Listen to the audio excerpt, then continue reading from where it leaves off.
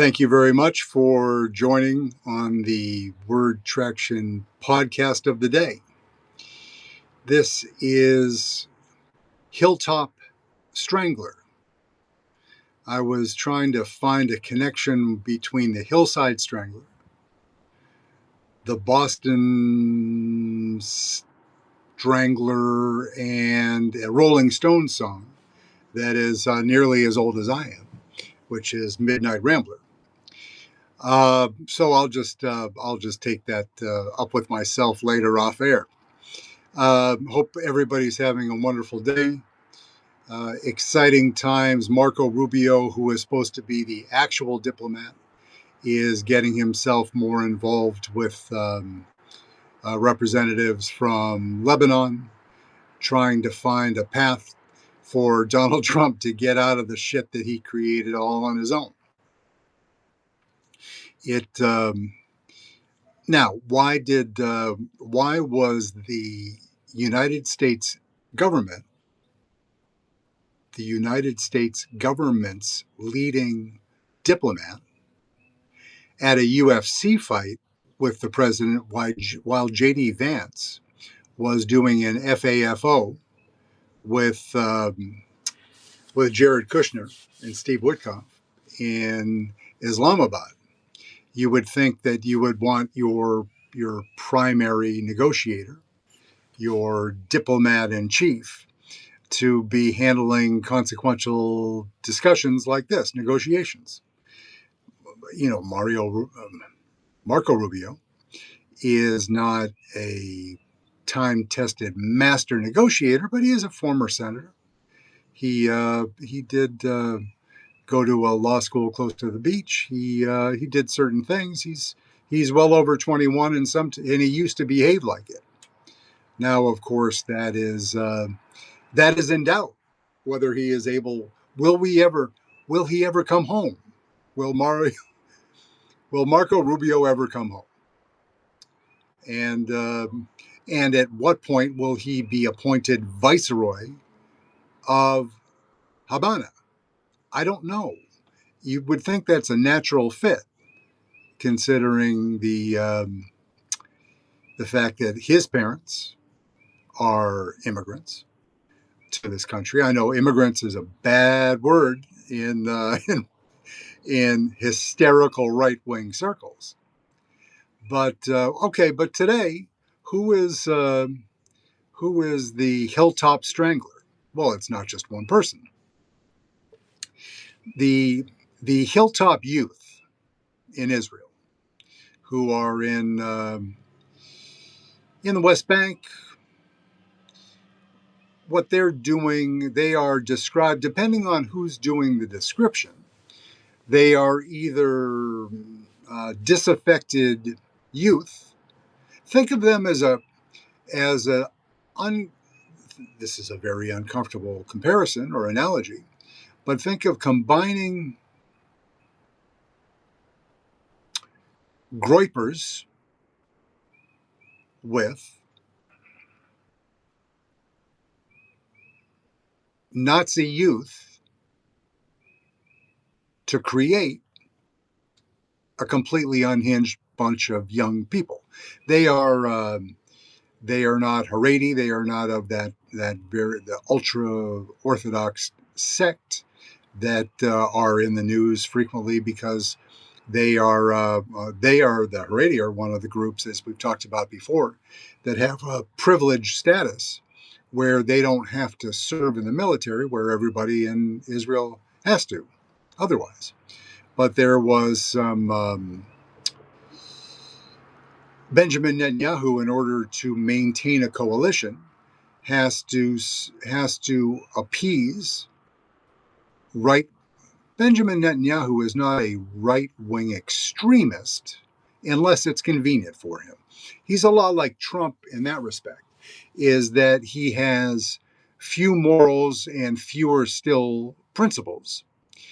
And he counts votes. And for Bibi, as we've talked about, he just needs to stay in power. So he is in coalition with a number 4 or 5 other groups to make up his he has a 62 vote coalition in the Knesset, where it's 120, you need 61. The math is pretty easy. It's majority plus one. I guess if you were tied, it wouldn't be a majority. But he has a one vote margin. One vote margin keeps him in power. He has a 2 vote margin. Right? What does that mean for the upcoming elections? Asked me a few months ago what it meant that Bibi is going to be retired, and did that mean that he was going to go immediately, go to jail, do not pass go, do not collect $200? It was debatable whether he had done enough damage to the judiciary system to delay it further and somehow work out a pardon that, as Donald Trump suggested when he was visiting the Knesset last year. As we talked about yesterday, did Netanyahu buy himself enough extra points, enough kudos from the electorate to retain power? Will enough people say, well, Netanyahu fucked up royally on October 7th, but has he redeemed himself to a sufficient degree in order to have earned another shot at the title? We'll find out. It'll be an interesting race. There will be lots of intrigue. There will be, appearances without appearances of unsavory characters like your friend and mine, Vladimir Putin, because Vladimir will have an opinion, and he will exercise that opinion in every country in the world, because he's looking at it from the perspective of what's good for Vladimir Putin first, what's good for Donald Trump, who is Putin's number one asset. And although Netanyahu might be a couple clicks down on the pecking order, or in politics currently we'll call that the scrotum poll, they are of less importance to Putin than is Donald Trump. But of course, as we know, Donald Trump is a declining asset. I'm just sliding the camera to get it out of the sunlight, hopefully. And I'm going to get uncomfortably close to the camera for a second, because the contrast with the very bright sunshine and 70 degrees in northern Massachusetts today, it makes it hard for anybody to see. For me, it makes it nearly impossible. But I'm smiling, and I'm trying to make you feel that I'm engaged as well as I can, as somebody with limited eyesight can be. Yeah. So here we go. We're back to our Hilltop Stranglers. So these youths, who are Utes, as Joe Pesci would call them, right? These youths are disaffected for many reasons. They are anti-Zionist, anti-authority. They don't recognize the police. They're kind of like Jewish version Nazi youth anarchists in a way, but they are a useful tool. And as we know, we have the two leading lights of batshit right-wing Israeli politics are Ben-Gvir and Smotrich, right? And Smotrich is the finance guy, and Ben-Gvir is in charge of the police. Now, he is aligned with these Hilltop extremists, as young and as impressionable as they are. He wants to keep them and further indoctrinate them to make them his political warriors. There's kind of a MAGA vibe to it as well. There is we often refer to, or at least I do, the MAGA as cult members. And these young men who do serve in the military, or at least some of them do. They're not all trying to take the ultra orthodox uh, pass of my job for life is studying Torah. Therefore I don't need to serve my country in that respect. I think that probably is as anti-democratic, and the time for that particular allowance that they make, it's been in law. It no longer is the case that these ultra orthodox have the right to excuse themselves from military service, but nobody enforces it. And Netanyahu is saying the next thing I'm going to do tomorrow after the office is to pass a law to exempt the ultra orthodox, because he needs the coalition that Ben-Gvir and Smotrich can deliver. They collectively, I'm going to say that they can bring 12 seats. Netanyahu, remember our target number is half of 120. Old school math, that's probably close to 60. Netanyahu has 62. So he's doing the math. He's like, okay, so Likud, Benjamin Netanyahu's party, let's call it 42-3 seats, plus or minus. And then we take Ben-Gvir and Smotrich and we add 12, round number, onto that. Something like 7 and 5 of those two. And those are both, ultra-Orthodox extremist parties. So where does that get you? So you're at 42, 52. And then you've got a couple other parties that each bring a handful of seats to the party, and gets you over the top. What we knew without extra work, Netanyahu chose to keep Smotrich and Ben-Gvir in his coalition, but that costs him.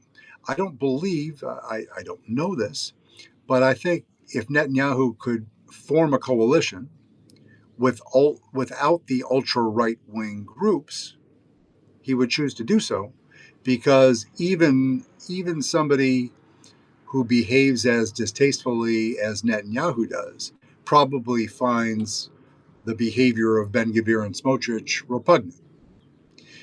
They are. You saw the video.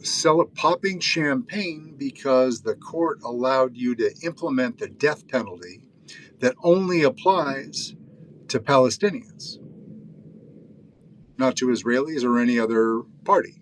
Right? So these are bloodthirsty, purportedly men of God, but bloodthirsty, and would just be as pleased as they could be if at the beginning of this whole conflict, and dating back closer to October 7th, when there was Donald Trump was, you remember, your tasteful, thoughtful, dignified president, Donald J. Trump, was talking about turning Gaza into a resort. Right? Because, the Gaza Strip is sort of ideally located on a beautiful stretch of what could be beachfront property. Unfortunately, the Israelis have bombed it into a nearly uninhabitable ghetto with very few services for the people that are there, people that have nowhere else to go.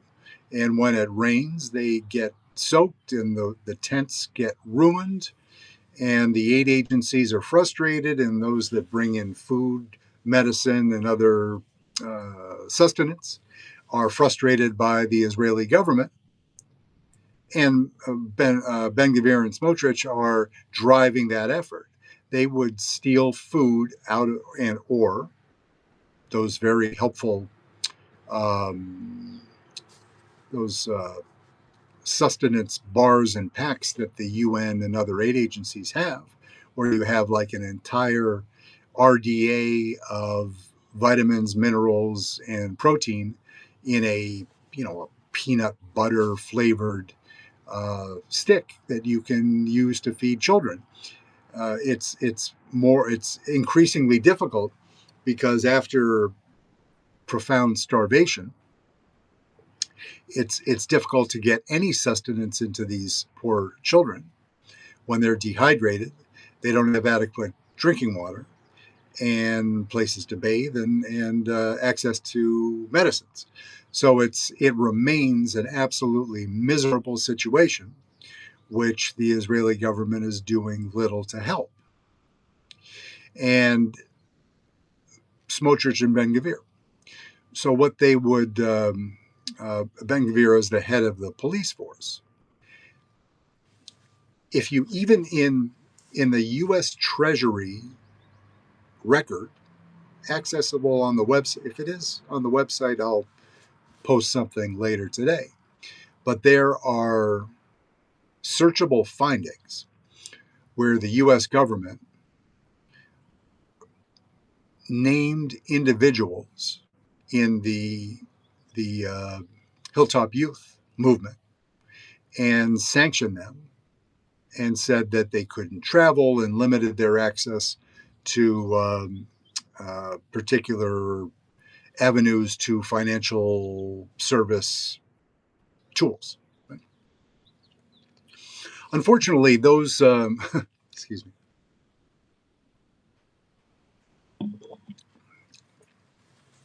those findings, punishments, restrictions, prescriptions, and otherwise were under the Biden administration. So when Trump came in, and I think about a day, it was on the early wish list where, you know, what we're going to do is release criminals responsible for J6. And on the wish list that, Benjamin Netanyahu had well in advance and ready to go is that Trump said, no, I'm not enforcing this against these nice, misunderstood Jewish children. They're children. These people, the Hilltop Youth, are much like J.D. Vance's disaffected Republican Party activists. Remember when they were spewing out, they were found by various media outlets to be sharing vile, violent, misogynistic, sexualized, racist content. And as he does all the time, J.D. Vance made an excuse like, they're just kids being kids. Don't you remember? You should, J.D. Vance, you should be ashamed of yourself. You're victimizing these children who are just having a little bit of fun. Haven't you ever had a beer? Haven't you ever said something? You're pearl clutching. I won't stand for it. They murdered my friend Charlie, and his widow is also a friend of mine, a close friend of mine, a very close friend of mine.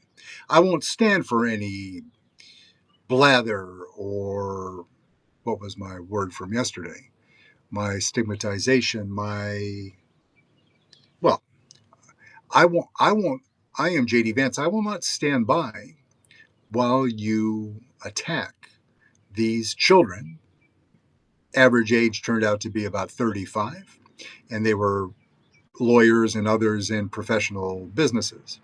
And they were just caught being their mad ass racist selves and misogynistic selves online. And JD Vance gave them a hall pass and said, "Don't worry about it. I got your back. Donald Trump's not going to do anything. You know that the Department of Justice is not going to prosecute, so you're good. And if things get chippy, we got the pardon power, so you got nothing to worry about. I'm JD Vance. I am the voice of reason. Snarky, obsequious. A malign. I'm just so tired of him. I don't know how I feel about, you know, Trump is obviously playing Vance against Rubio in the run up to who is the ultimate heir apparent going to be. And I want to choose neither.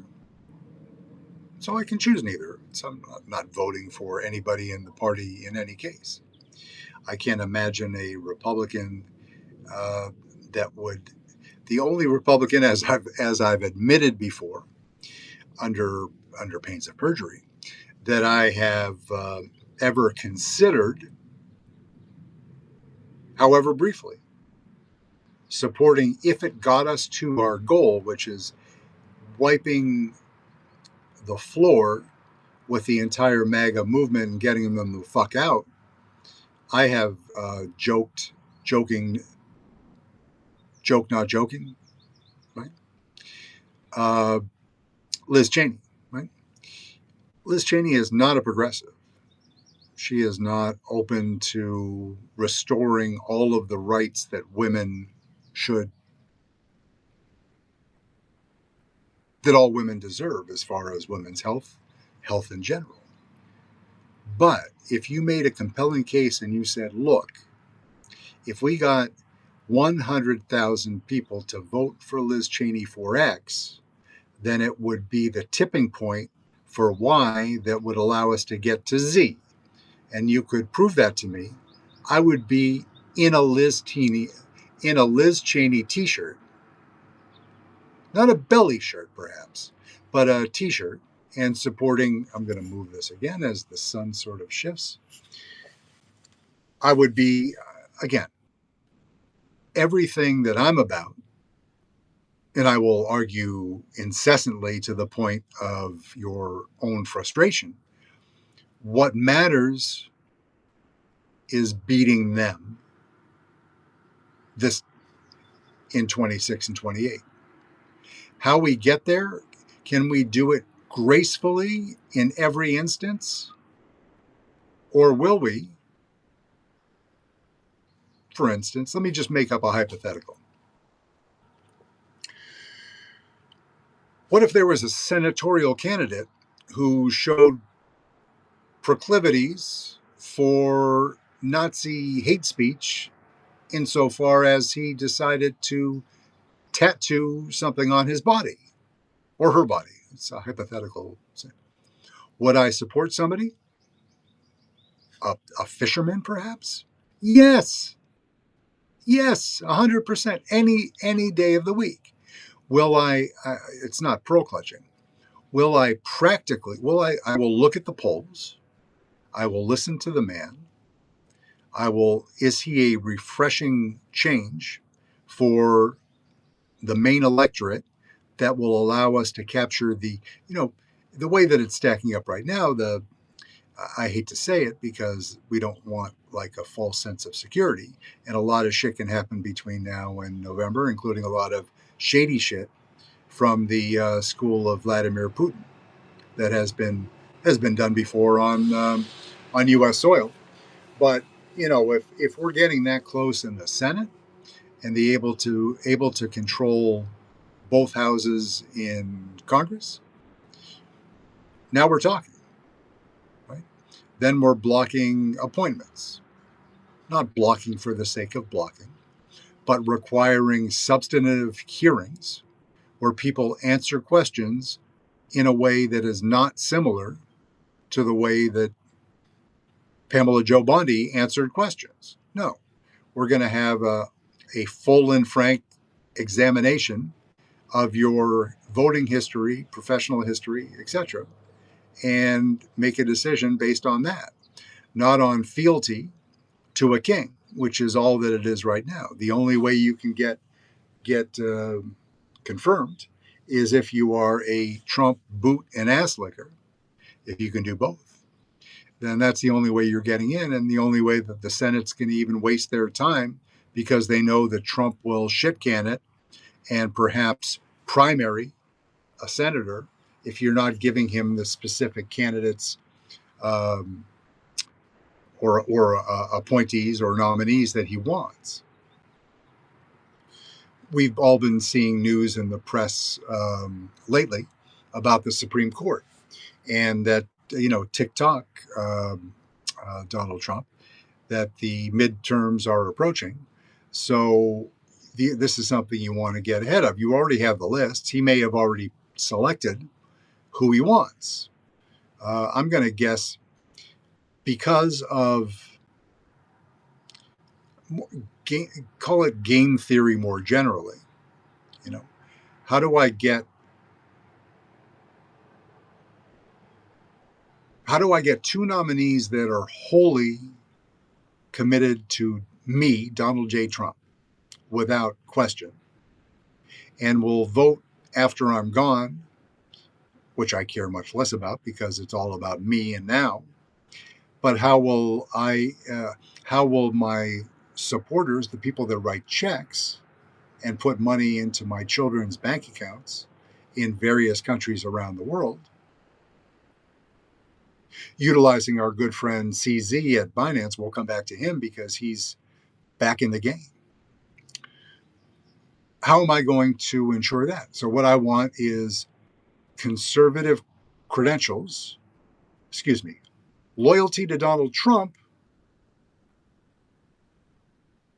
conservative credentials that can't be no Swiss cheese in these credentials, right?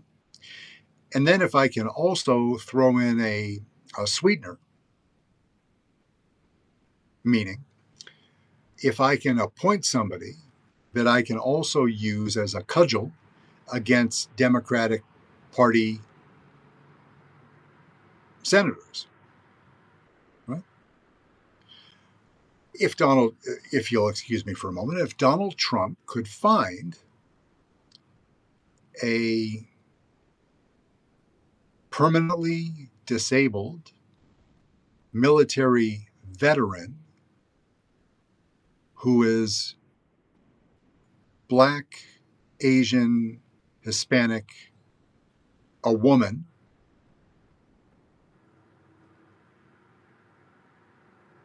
and comes from Milwaukee, criterion like that.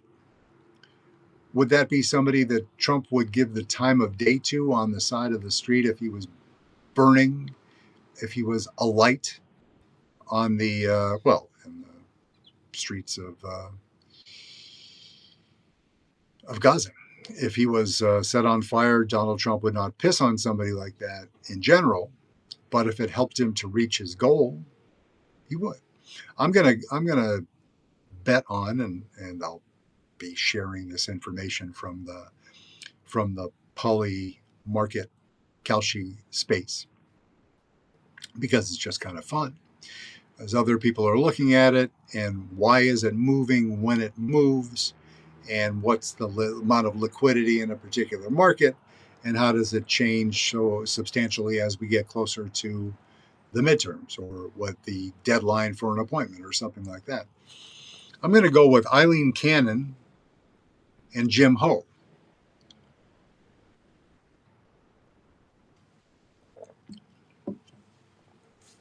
I guess if I were Donald Trump, I would want the most bootlickiest one first, in case there was anything that happened within the process.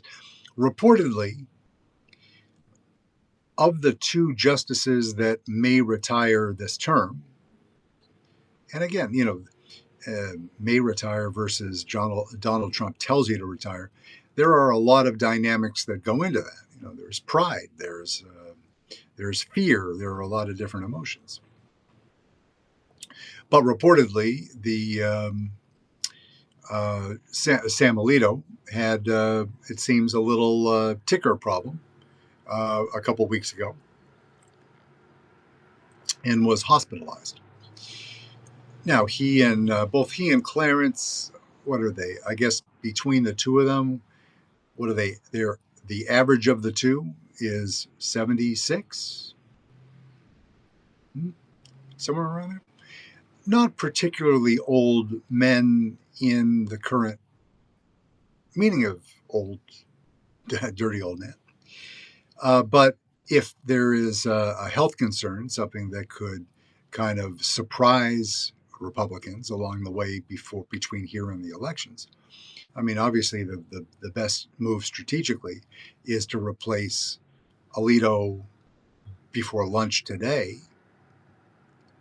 And then Thomas, reportedly, is pushing back because there is a date certain when he would become the longest serving Supreme Court justice in history. And to think of, you know, all of his, all of the disgusting things about Justice Clarence Thomas aside for a moment, how magnificent it would be on a human level, maybe an institutional level, to have the longest serving member of the Supreme Court be a black man or woman.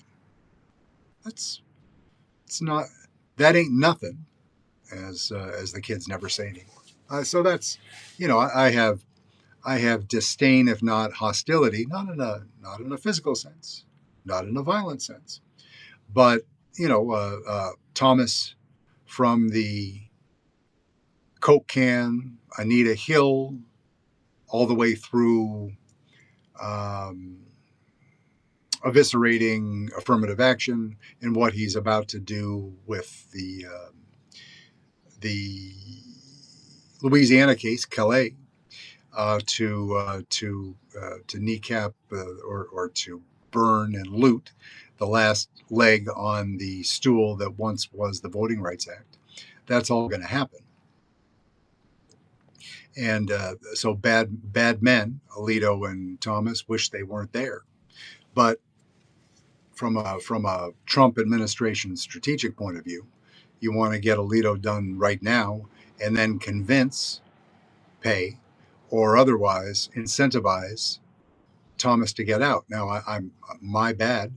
I didn't before. I wasn't planning on talking about the Supreme Court today.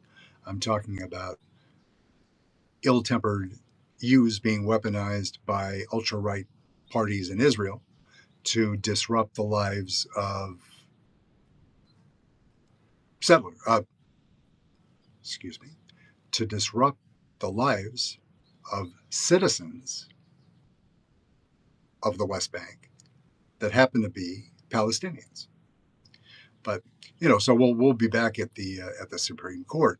But you know, if he's pushing back and saying if that date is between now and the first Tuesday after the first Monday in November, you know, it's kind of a moot point. They can game it out and have him approve the new nominee, let him keep his seat to tick that box, and then step gracefully as he and his batshit wife can from the stage and move on. Going back again because of the sun. But I need to check on that, and I shouldn't open up my freaking mouth before I know the answer to the question. That's one of the cardinal sins. Right? So we'll just go back to the because remarkably, sitting in the sun here, it's actually warm out here, which is weird. It's a strange sensation. It always happens every year, but you never believe it's going to happen until it does. And I'm going to go and take the four-legged assassin out to enjoy the weather. But so these the Hilltop Stranglers there have been in 2026 alone 300 plus incidents of violence against Palestinian residents of the West Bank. Why is that happening? Because these young people are being used as a non-state actor by Ben-Gvir to disrupt settlements and thereby make more room for more Jewish settlements. You know, it's his goal to have a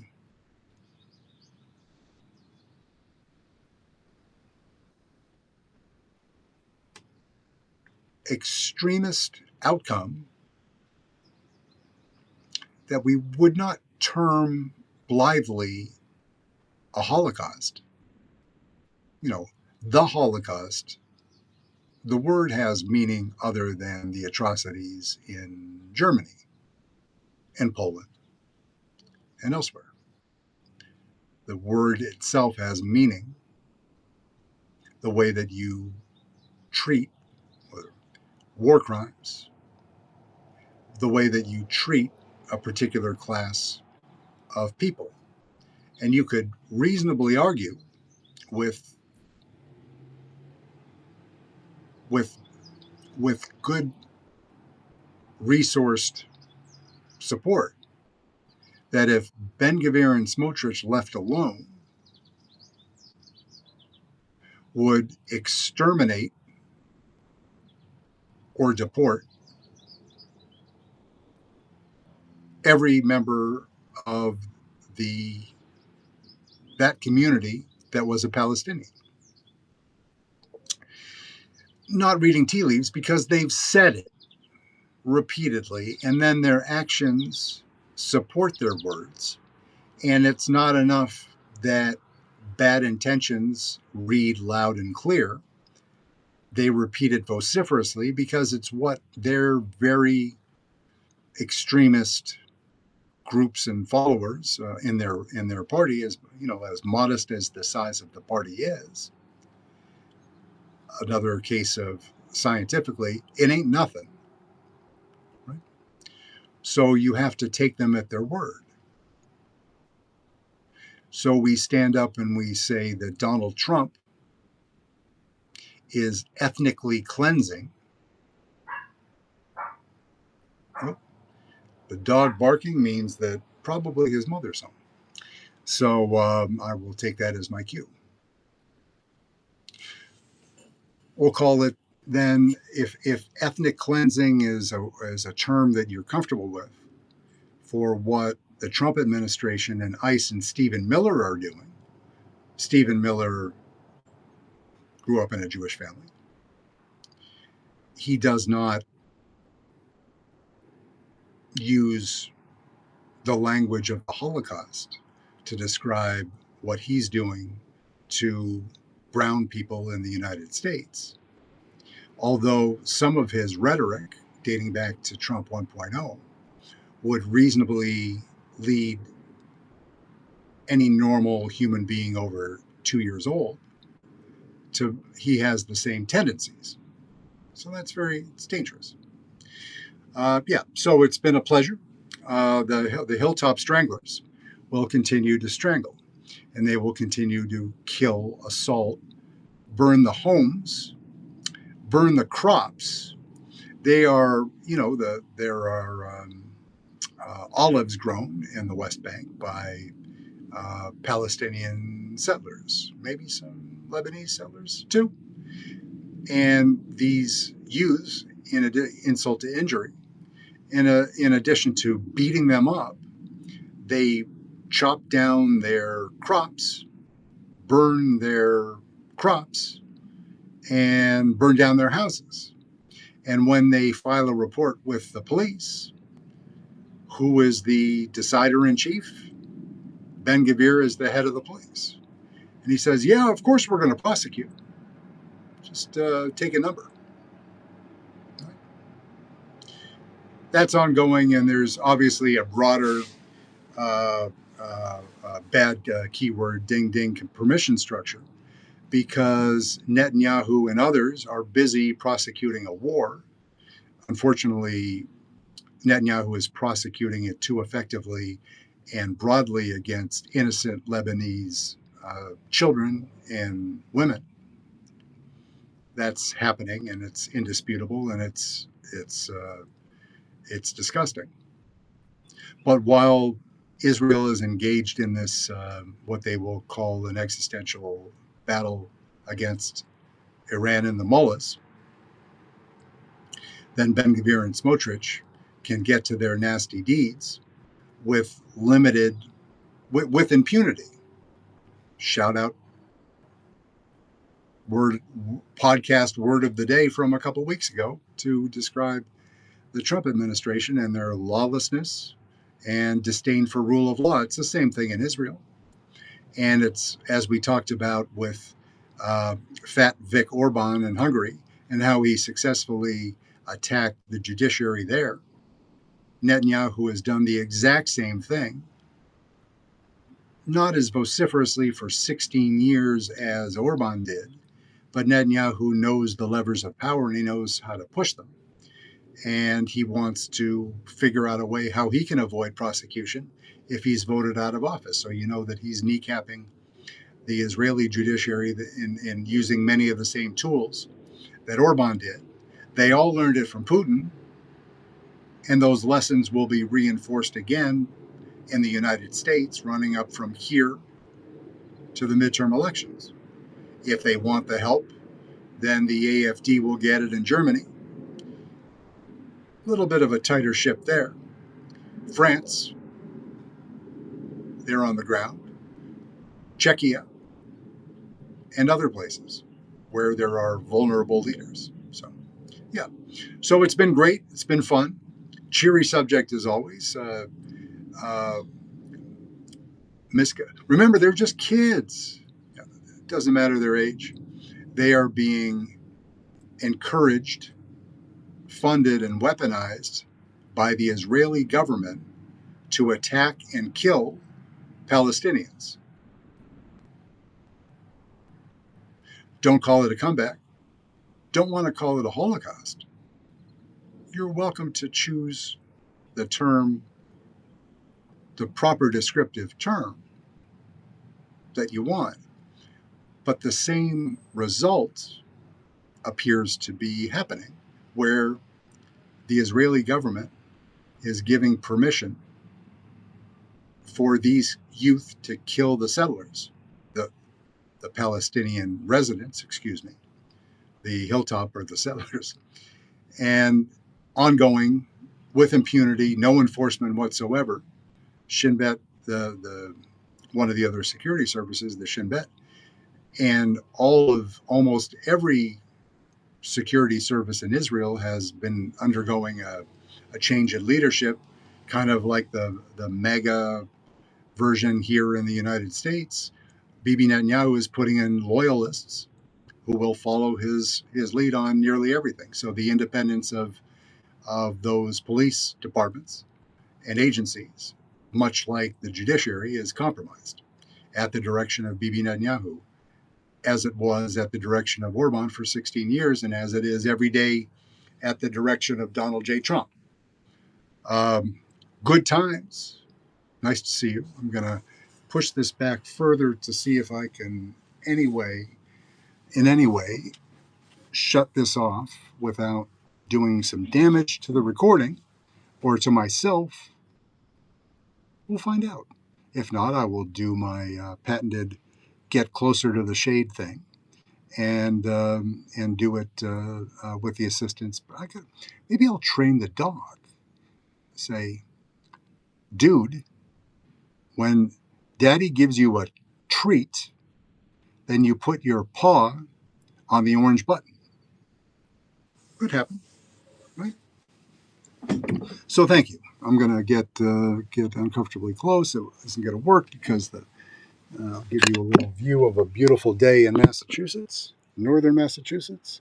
There are, it appears, trees blooming right there in front of you. Amazing. So thank you for everything. And I'm going to put on some old man double, triple magnifiers and do my best to do this. Thank you.